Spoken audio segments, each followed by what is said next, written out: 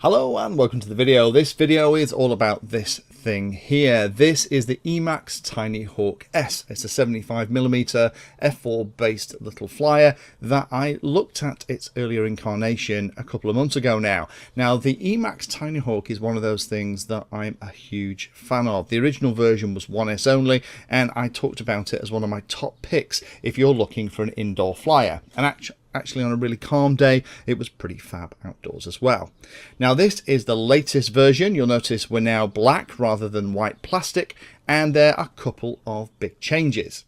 Big changes here is now it will handle 2S lipos. It now has tuning inside of Betaflight for both a 1S and a 2S setup, which is really smart of EMAX. Not a lot of models I've played with actually do that. They give you one tune for whichever battery and cell count that they tuned it on, rather than the different types. It's still very durable, so those enclosed fans are great for flying indoors. It means you can bounce off stuff without damaging the big TV in the lounge. And this time it comes with both a 2S and a 1S battery, as well as a really funky charger. So let me show you how this thing comes. This is how it arrived, just in this case in kind of packing stuff. I ordered this one from Banggood, again link in the description. But the real fun thing is, and what I really like EMAX for doing this, is when you open it, it's safely nestled away inside loads of foam. We have spare props, we have the charger, the batteries, everything laid out. So you could use this to keep it safe and also carry it around as well. Obviously the main event is the model itself. This time, as I said, in black plastic. The motors are a slightly different spec than the originals. It looks like some of the plastics have been beefed up a little bit. I guess that's because you're going to get up to slightly more speed with a 2S battery. 4 spare props, although to be honest you're going to have to work pretty hard to break the props.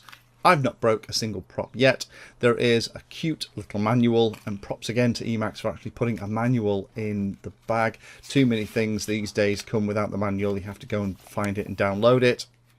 And then on the other side, we have a little bag of tools, a little screwdriver, a little replacement connector, and a couple of the pieces that's actually rubber bands, and there's a couple of spares in here as well as a vibration isolating mount. So if things get lost, you're not stuck.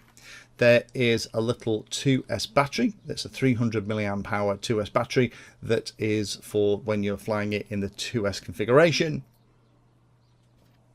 And it comes with this 1S battery. Wasn't actually attached when I got it. I've been flying it around. That's a 450 milliamp hour. It's identical to the original battery that came on the non-S version of the model. And then we have this cute little charger. This works really well. Plug it into a wall wart, just stick the batteries into it, and the lights will flash and they'll eventually go off when it's all charged, but it charges them pretty quickly. So to put the battery in, all you have to do is just pull up the bits of rubber and then slide your battery underneath, and that's great because it means that it'll support both 1S and 2S without having lots of different complicated mounting options. Now this of course is well under the 250 gram limit, and despite its size it is very capable.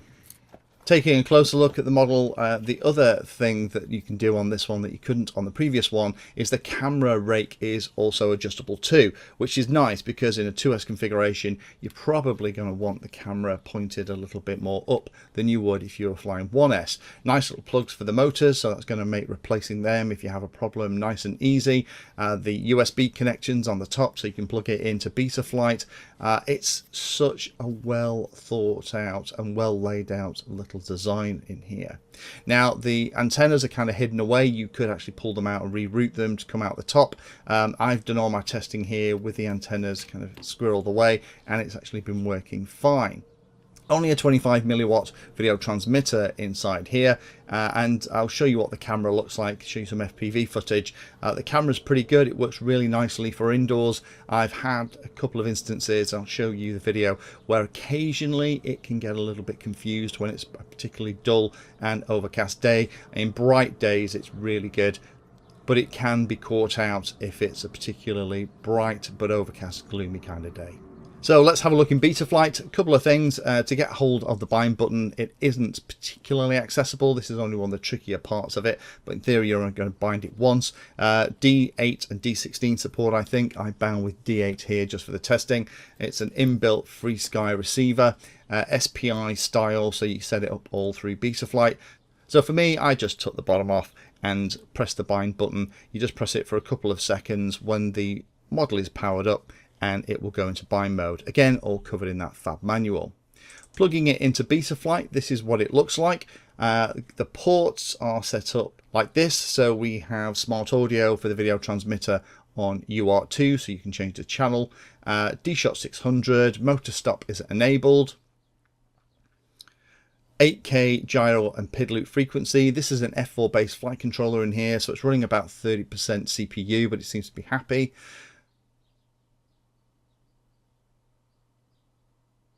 Air mode's turned on all the time, and nicely the beeper is configured so that you can use that too.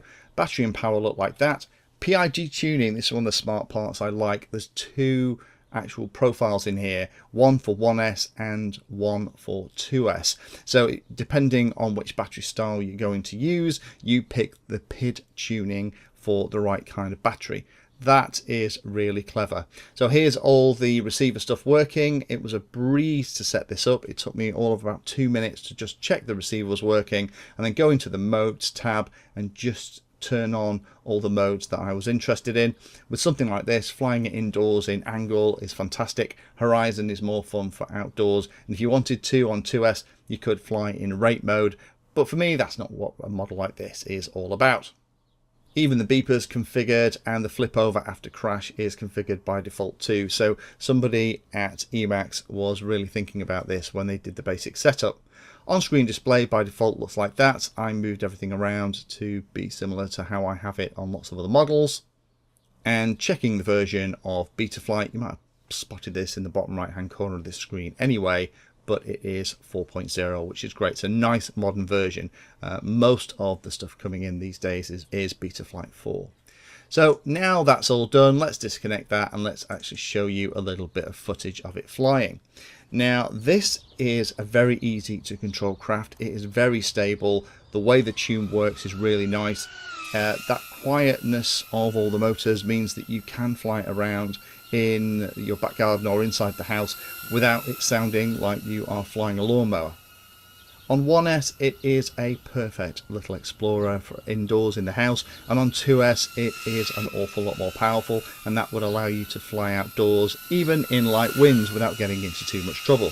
The only thing is, just be careful with the black plastic. When it does land in longer grass, whereas the white one was a bit easier to spot, the black one kind of disappears. So make sure that you've got a switch assigned to the beeping mode so you can make the motors beep. It'll give you a chance to find it. There aren't a lot of LEDs on this either, so that won't be a help. So be careful if you're going to fly this anywhere over grass that isn't freshly cut.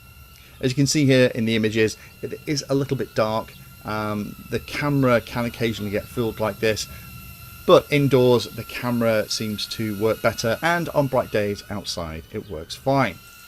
So in summary, what do I think? Well, I talked about this model as being one of my favourites in my sub 250 quadcopter video a while back, and it's still the case. This is still one of my favourites for indoors. The only couple of things I would draw your attention to is just be aware of that camera. If it's a particularly overcast day, there's not a lot of direct light onto the ground. Occasionally it can get a little fooled. The binding button is a little tricky to get to, but you're only going to bind it once, so hopefully that wouldn't be too much of a hassle. You can get to it once you know where it is, and hopefully the picture here will help.